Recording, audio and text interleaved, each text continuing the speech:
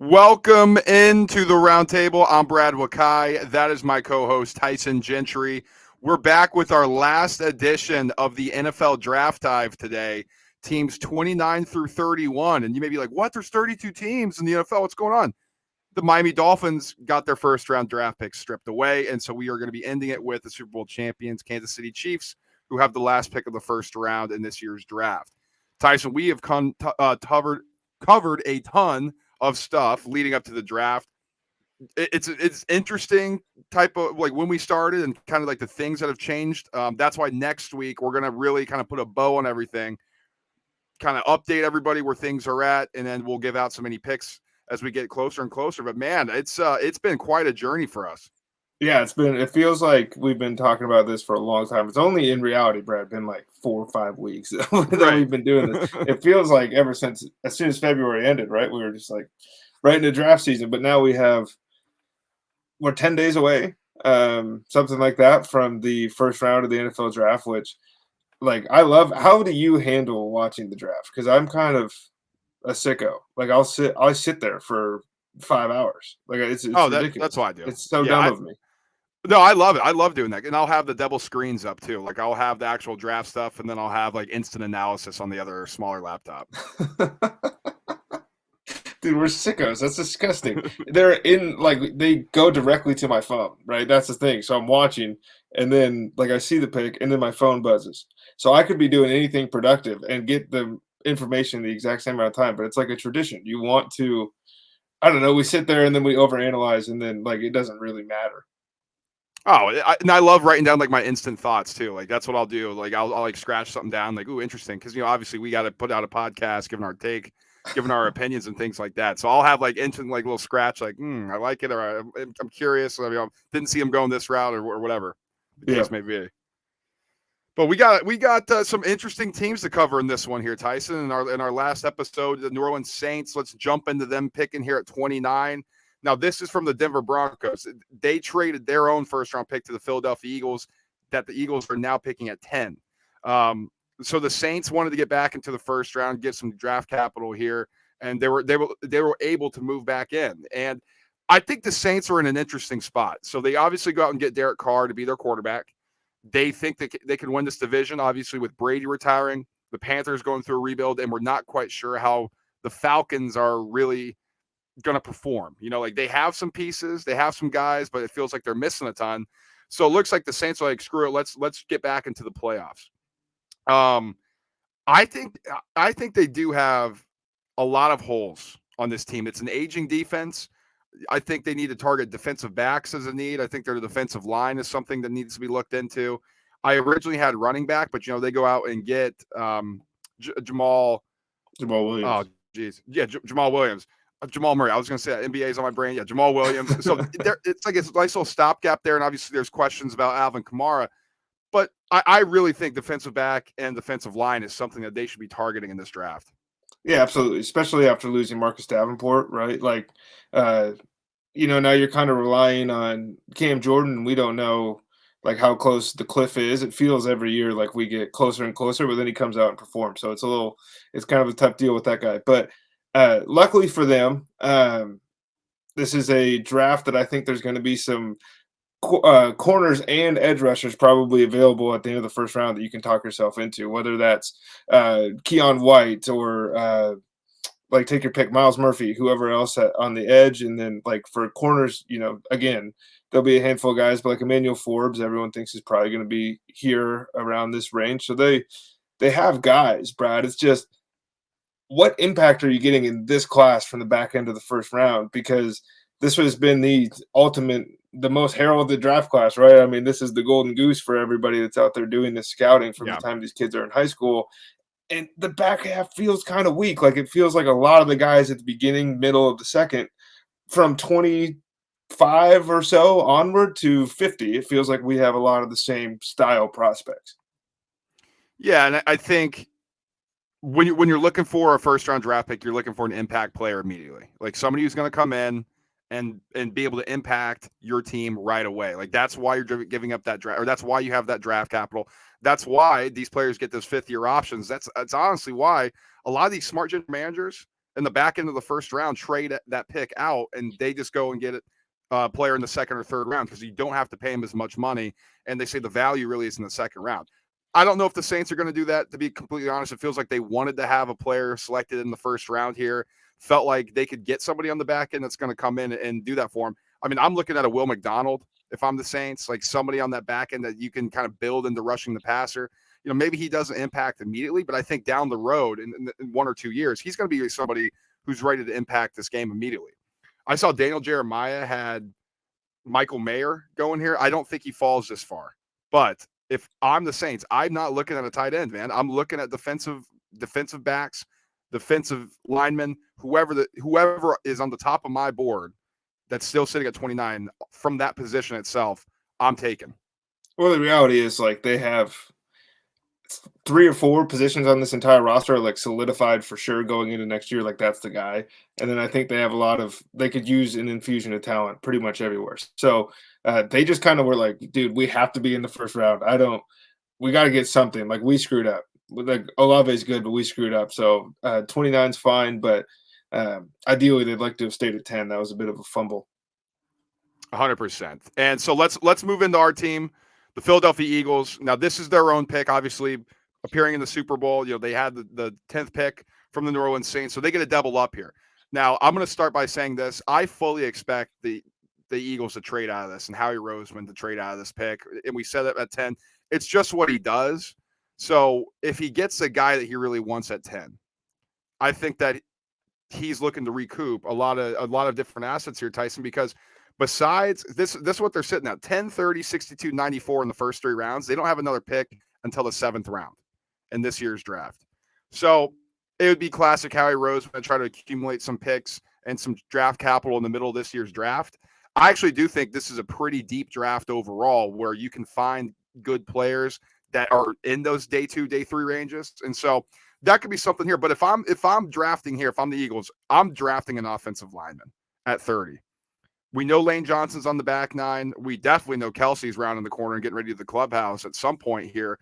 So the success that's kind of driven the Eagles to their Super Bowl and to this run was by having the lead offensive line. And I think that needs to be on the forefront of this front office and coaching staff. Yeah. I mean, 100%. If you look at the roster, Jordan Mailata will be around for a while. Landon Dickerson will be around for a while. You think Cam Jurgens, the center they drafted last year in the second round, will be around for a while. So you have 3 positions there locked down with guys that they like. Then you mentioned right tackle, and then we don't really know what's going to happen at guard, losing Isaac Seumalo this year. So they could use somebody that could plug into that guard spot and maybe later swing out to tackle. But we're going to learn a lot from who they pick at 10. Like if it's an off the wall pick, if it is a Bijan Robinson that like you don't see coming from Howie Roseman, this pick will be moved without a doubt. Like no question about it. If they go Jalen Carter slips to 10 or Nolan Smith or whoever else, if they go lineman at 10, I think they're staying at 30 and just doubling down. So I think we're going to know a lot whether they're viewing this as kind of a luxury. We have a really good team. Let's take a swing on a guy and then use 30 to recoup assets, or if it's like keep building because we just signed Jalen Hurts to a 5-year, $255 million contract. I mean, that's something that we'll touch on in our off-season office episode coming later this week. We just wanted to focus on the draft here, but we all assumed, Jalen Hurts is going to be the quarterback of the Eagles. So it wasn't a surprise to us that, he actually did get signed, but we'll go into the contract details at another episode later this week. But I mean, when you look at who was signed by the Eagles, they re-sign Fletcher Cox, re-sign Brandon Graham. Those are your leaders. Go and get Kentavious Street from the New Orleans Saints. And so they're really looking at, and a lot of these are 1-year deals, right? Like Nicholas Morrow, linebacker, 1-year deal. Slay and Bradbury, 3-year deal, but in a way that you can kind of get out of them if you really need to. Greedy Williams, Terrell Edmonds, 1-year deal. It's a lot of these type of players. It feels like, hey, we have enough in place here to make a run, but we don't want to get tied down by going overboard in the free agent draft. When we think we have our quarterback of the future now, let's just start again building through the draft, getting pieces in place that we know is going to impact our team and what we do well, and then we can kind of bolster it with free agents going forward. Well, I think if you look at any successful team in the NFL over the last like decade, it's all let's throw as many 1-year contracts out to guys with pedigree who have underperformed. Uh, and if we sign 7 guys and 3 of them hit, like that's a smash, and we're back in the Super Bowl, and we're the Chiefs, right? And we just keep signing new guys to 1-year deals on defense. And if they overperform, then you pay them, and they're a part of your team moving forward. And if you miss, like Howie Roseman last year with Kaiser White, I wouldn't say it was a miss, but if it was $1.3 million or whatever. That's Mm-hmm. really kind of water off your back at in the NFL. Like you're not sweating that at all. Guys get cut for more every day. Um, I just like they build through the trenches, man, over and over and over again.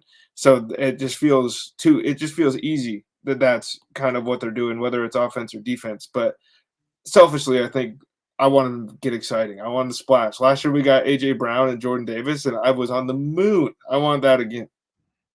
Yeah, and I do think, I mean, for me personally, I'll be extremely happy if one of these offensive line prospects falls and the Eagles are able to go out, get one of them, and really just have them learn from the best offensive line unit, and then they're immediately ready to get plug and placed and play. That would be exciting to me because I don't think the Eagles like a few years ago for us, Tyson. It was they're missing the sexy parts of the team, right? The Yeah. skill position players, the wide receivers, the people who can kind of be a game breaker. That's in place now. That's in place. Devontae Smith, AJ Brown, like you mentioned. I do think now it's time to just start building the important parts of the team, the trenches, and making sure you're set up to the future. The one kind of weird angle here, Brad, is Dallas Goedert is now the same age that Zach Ertz was when Philadelphia took Dallas Goedert after trading out of 32 and grabbing him super early in the second round. Huge, deep tight end class here. If a Dalton Kincaid slides or if a Michael Mayer, if they like him, like I wouldn't be super shocked if that's the route Howie Roseman goes because that's another position that they just value, it seems, more than most teams in the NFL, all but probably like 3 of them. Yeah, and I would say a Musgrove from Oregon State. You know, if he's Right. somebody, I know he's getting a lot of love. Don't be shocked if they use a second, third round pick on a Zach Kuntz. I mean, just a huge body, freak athlete guy. It seems like we talked about this. Like he doesn't quite really know how to play football yet. Well, you don't need him to yet. You know, you just need him to sit behind and impact when he fills in for Dallas Goedert when he comes off the field. So I like that. I think tight end is definitely somebody they may target in this year's draft as well. But I think for this pick here at 30, you know, we both expect the Eagles to trade out of it. But if they don't, I think offensive line is the target. And I would not be shocked either, Tyson, if maybe there is an edge rusher that they value late in this first round as well. Yeah.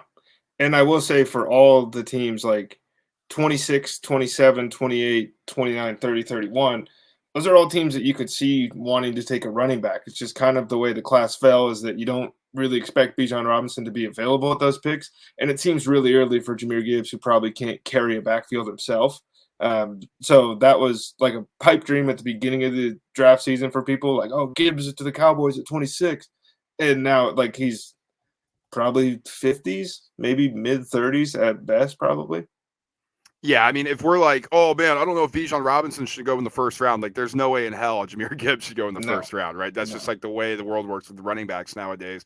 And I think Jahmyr Gibbs is like he's gonna be awesome for Oh, it's whatever gonna be team picks him up great, in the dude. second round. Okay, let's close here. Kansas City Chiefs, the Super Bowl champions here at 31. We know who their quarterback is. We know who their coach is. He's the best QB. Honestly, right now, it's the best coach going in Andy Reid. Like, we love Belichick. Andy Reid's success has been unmatched in recent years. I do think it's interesting when you look at what Veach is doing in the front office, like how they view this team, how they want to continue to be successful. Like, they signed Juju Smith-Schuster, gone in this offseason. Mecole Hardman said, that's fine. You can walk. Orlando Brown, who they traded for, they let him walk and go to the Bengals. Andrew Wiley, like somebody that they valued at tackle, you know, they let him walk too. Didn't want to give him the same amount of money. And like you said already on the defensive side, you know, a lot of these are 1-year deals. A lot of these are just come in, be a mercenary for a year, have a chance to play for a championship and just kind of move on. You know, it's, I mean, they signed Jawan Taylor, 4 years, $80 million. Some people say, I don't know if he can be a left tackle. Well, it's easy when you have Patrick Mahomes as your quarterback and Andy Reid designing the plays. Like it's a nice thing to cover for you and cover your weaknesses. I do think, Tyson, and people may say this is crazy. People that say this is not. Richie James and Justin Watson were who they signed at wide receiver. I would not be shocked if Kansas City is looking for a wide receiver right here at 31. Yeah, it threw up a little bit there. It's not great additions. But like the other part with the Chiefs that like doesn't have any actual bearing on what's going to happen, but these dudes haven't missed in like 4 years. It seems Yeah. like every move they make and every contract they sign has just been like smashing. They're killing people. Trent McDuffie last year, everyone was like, I don't know if we want him, and now he started in a Super Bowl and played well. What they're going to do here, I think it would make some sense to look at offensive line to find a tackle to pair with Taylor.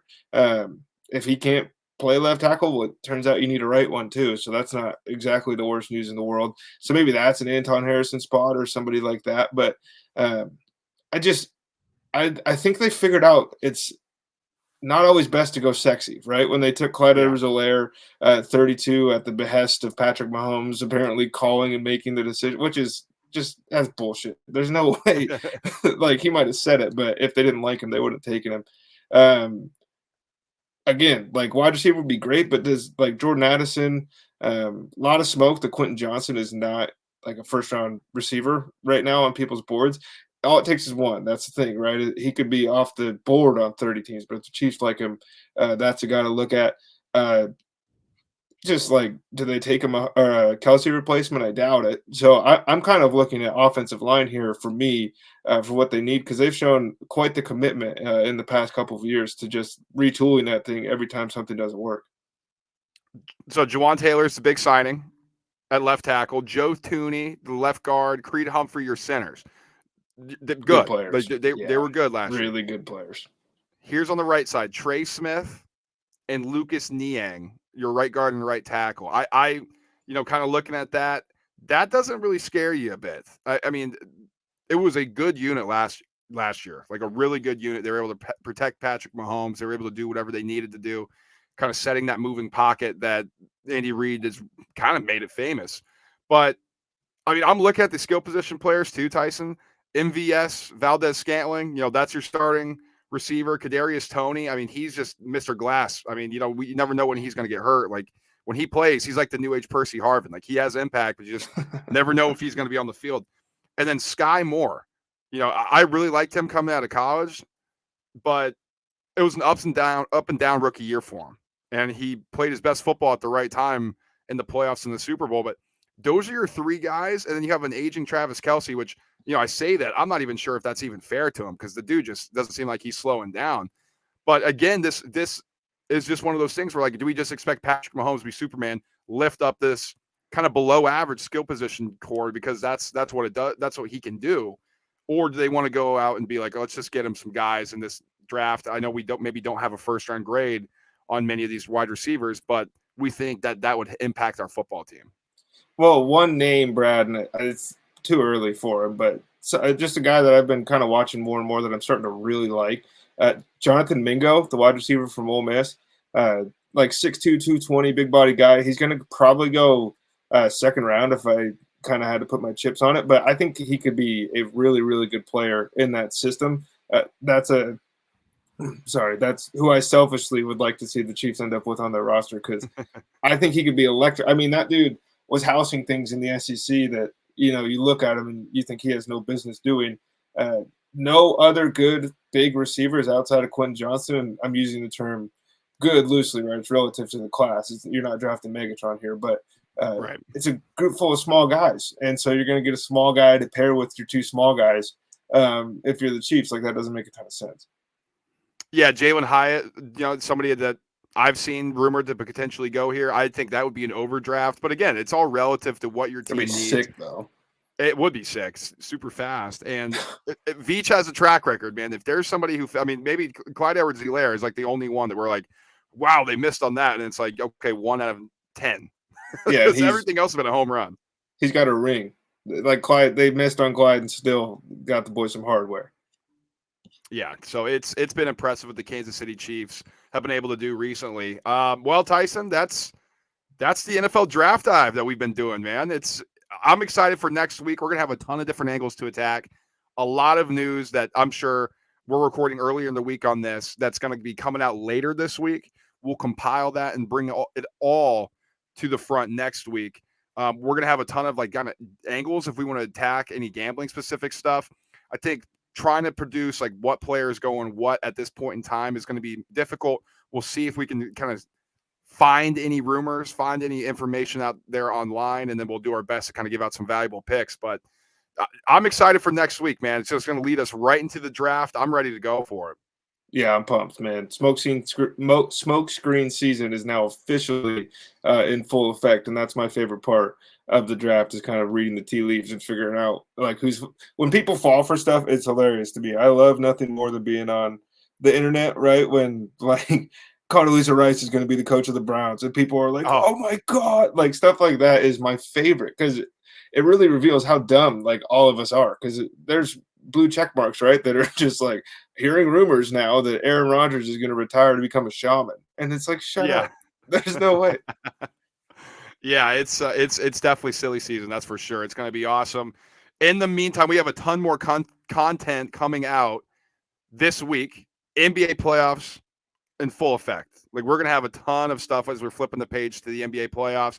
Off-season office, obviously breaking down a ton of the different contracts that are going to be handed out. Any news that's coming, if there's players moved before the NFL draft, we'll have you covered on that front. And then we'll just be getting you ready for the NFL draft as we get if we're 1 week away basically at this point, Tyson. So like, subscribe, and share the show just so you don't miss anything, whether you're watching us on YouTube, whether you're listening to us on podcast form. We really appreciate the support. So make sure to tell a friend and make sure to tell somebody you don't like. Anything that you do to share the show helps a ton. And obviously connect with us on our social media pages, Instagram and TikTok are @ the roundtable pod _ or you can send us a tweet anytime at TRT _ pod. We will be back later this week with a ton of more stuff for y'all. Until then, peace.